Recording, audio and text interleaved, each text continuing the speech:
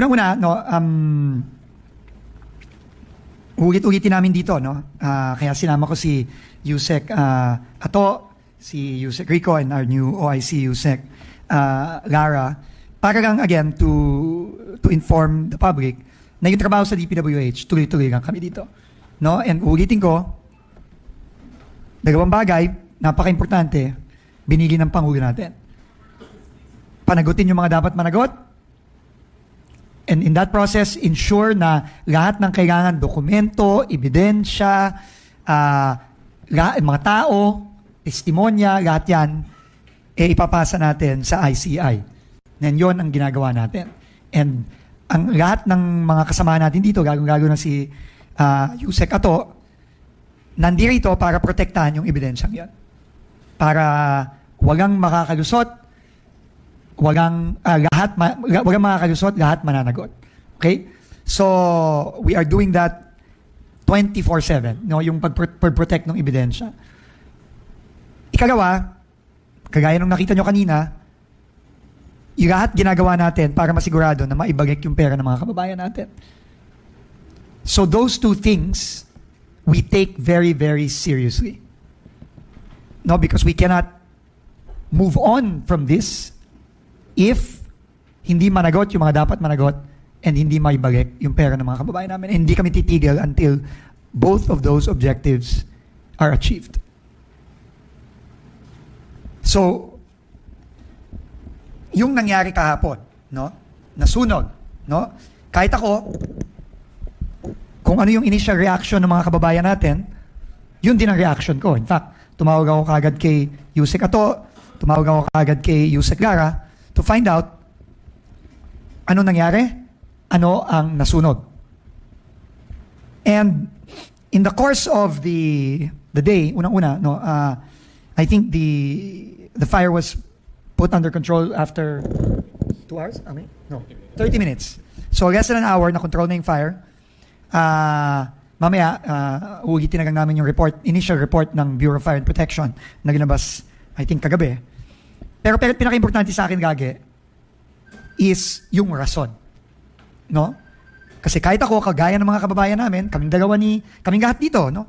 Lalo na kaming mga bago dito sa DPWH, si Yusek Ato especially, no? Dahil siya ang siya ang Yusek natin for operation sa Luzon. No? At siya ang co-lead ng ating investigation dito kasama ni Yusek Rafi Turgano. Lagi kaming suspitsyoso. Natural sa amin yun. Lalo na kay General Bisnar. Na sa kanyang experience bilang police at part ng CIDG. At yun kagad ang tinanong ko sa kanya, sinadya ba to? At ano ang mga dokumentong nandun na pwedeng naging motibo kung sinadya man ito? No? So, we are here today to give you facts. Okay? We will give you facts that we have now. Hindi ako pupunta sa fake news o sa kung ano-ano. Hindi ako ganon. No? Kilala niyo ako, hindi ako ganon. Lagi akong base sa facts. No? Pero, yun ay initial facts pa lamang. Dahil, ongoing pa ang pag-iimbestiga ni General Bisnar. No? And until matapos yung investigasyon na yon, kung ano nangyari talaga kahapon, at ano ang nawala, ano ang nasunog, tuloy-tuloy tayo dyan. But we can give you the initial facts that we have today. And the initial facts are, number 1, the Bureau of Research Standards building in Quezon City suffered a fire yesterday. No? Pero awa ng Diyos, hindi naman yung buong building ang nasunog. Naagapan to, mabilis rumisponde ang ating Bureau of Fire. Nagpapasalamat tayo sa Bureau of Fire at sa LGU ng Quezon City. No, kay Mayor Joy, nagpadala kagad ng mabilis na response. No, napatay yung sunog in less than an hour. No, I think within 30 minutes. Napatay yung sunog. No, about an hour. No, a little less than an hour. Okay. Ang Bureau of Research Standards, para alam nyo lang, ito ang division ng DPWH na nag-aaral. No, siya ang nagpo-provide ng mga studies para sa iba't ibang mga proyekto. Hindi siya parte ng implementasyon ng proyekto.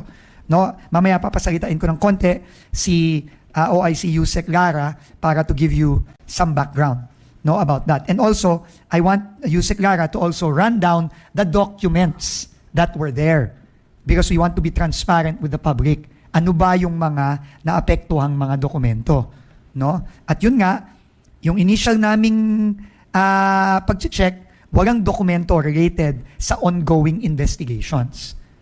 Okay? At yun din ang pinaabot ko sa ICI kahapon, no? Because obviously everybody is concerned, no? Now, yan yung sitwasyon sa BRS.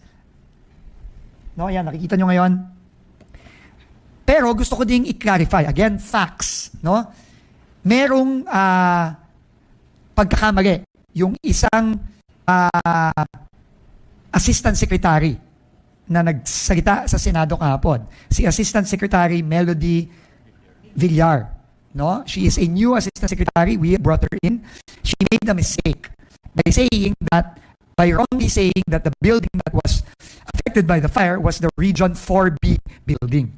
That is not true. In fact, I will show you pictures, and those are pictures this morning of the Region 4B building in Quezon City.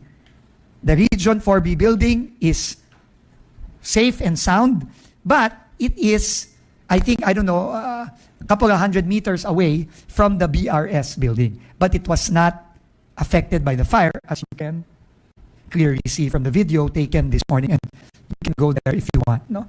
So, nagkamali si Aztec Melody. She has apologized for that mistake and for the confusion, but I wanted to put that on record as fact, no? Fact, yeah, that we know. Okay? So, those are the two facts na ano natin ngayon. And the third fact is, initially, the BFP has given its initial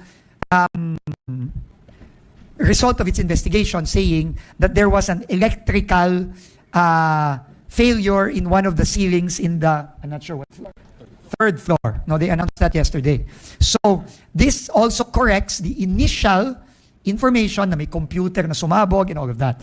So, according to the BFP, nanggaling sa kisame yung short nung electrical wires. No? Yun ang initial resulta ng kanilang investigation. Again, I'm just quoting the Bureau of Fire Protection. So again, it's very important to know the facts that we have now. Okay? So now, if you allow me, I will pass it on to OIC Undersecretary Lara Esquivel to give you just a rundown, maybe just to give you an idea of what the BRS does, kasi under sa kanya yun, and what are the documents that are there that have been affected by the fire. And she will also tell you that all those documents have backup scanned copies. No? So, Yusek Lara, please, go ahead. Good morning. So, good morning, everyone. The Bureau of Research and Standards is the main bureau that conducts the research for new materials and that would undergo pilot studies. And then they also have the Materials Testing Division, where you've seen earlier where the fire possibly started. They train our materials engineers that would be deployed to the field. And then we have there the testing laboratories, the accreditation. And then we have the Standards Development Division. So there we have the Blue Book, if we are all familiar with this. Andito lahat ng mga pay item standards of the department. So they are a repository of all the standards of all types of materials used in the department for construction. So I'll go through a quick rundown of the documents that were affected.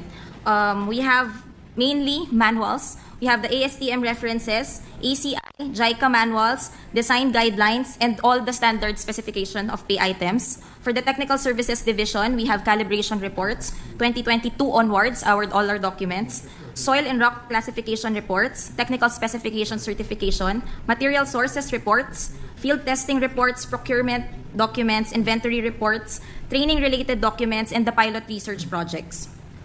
We have also in the Materials Testing Division, the training certificates, training materials for material testing technology and laboratory technician courses, star rating reports for regional and district materials testing laboratories, the quality management system compliance documents, requests and reports for inspection of testing laboratories and batching plants, requests and reports for technical evaluation of laboratory equipment, recent various correspondence related to the various functions of the Materials Testing Division, calibration reports of Materials Testing Division equipment, and other personal files of the employees of the Materials Testing Division. We have reports that all of these are scanned and 100% backed up in our online and physical drives. Thank you po. Okay, so that's the the rundown. No? We'll give you a list of what the Undersecretary has read. No? So, again, we take, ulitin ko, no? Based on the directives of the President to ensure that we make those people accountable in this ongoing investigation, we take document security very, very seriously. Kaya nga nandito si General Bisnar. Kasi yan ang kanyang specialty. So we don't take this for granted. We are very serious about this. Any reports of tampering, etc., talagang ina-action na namin agad yan. And the event yesterday, yung sunog, kahit kami, kahit ako, talagang nababahaga ako sa mga ganyang pangyayari. At kung suspitsyoso ang publiko at ang media, maniwala kayo, mas suspitsyoso kaming dalawa ni General Bisnar. So may I just pass it on to General Bisnar now to give you a rundown of the precautions we are taking to ensure the integrity of all documents related to the ongoing investigations. Thank you very much, Sec. First week pa lang po ni Secretary dito sa DPWH, ang isa sa mga naging utos po niya ay ipa-scan at magkaroon ng digital copy lahat ng documents patungkol po sa, hindi lang po sa flood control projects in the last 10 years, pero po para sa lahat po ng mga infra projects. So yan po ay ginagawa ng ating mga regional and district offices. In fact, nagkaroon po rin ng submission kung dito po kayo papasok sa central office, makikita nyo po na napakaraming dokumento po ang nanggaling po sa regional office at saka district office kasi aside from the digital copy ay in-require po ni Secretary na ipadala po dito sa central yung mga dokumento, specifically for now yung mga flood control projects. In the second week of September, nag-request rin po si Secretary through SILG at saka SND ng tulong sa ating PNP at AFP para po i-secure yung mga opisina po ng DPWH hanggang sa district level. Kaya po nag-deploy po yung ating PNP. Ito po ay dahil bungad na rin po ng mga reports na nagkakaroon ng tampering, nagkakaroon po ng ang kinakatakot po namin ni Secretary from the very beginning ay yung baka ilabas o tanggalin yung mga dokumento tungkol dito sa ongoing investigation. So meron rin pong request na ipinadala po sa Secretary kay SOJ para po yung NBI Cyber Security Unit ay magsagawa ng digital forensic ng mga databases po dito sa central office. At humingi rin po sa Secretary ng tulong kay DICT Secretary para po yung CICC ay ma-deploy para po makita rin yung mga digital files sa iba't ibang opisina po ng DPWH. Okay, so ulitin ko, no, siniseryoso namin ito. No? Kasi yung integridad ng ating investigasyon na nakasalalay dito, no? Sa mga dokumentong to, kaya we take it very seriously. In fact, 24/7 gwardyado itong mga dokumentong to. No, dito sa central office. At sa kasalukuyan, sinisigurado natin na talagang, in fact, nag-uusap na nga kami ni General kung paano natin ma-secure pagago itong mga dokumentong to. No? Pero gwardyado dito yung mga dokumentong to 24/7. No?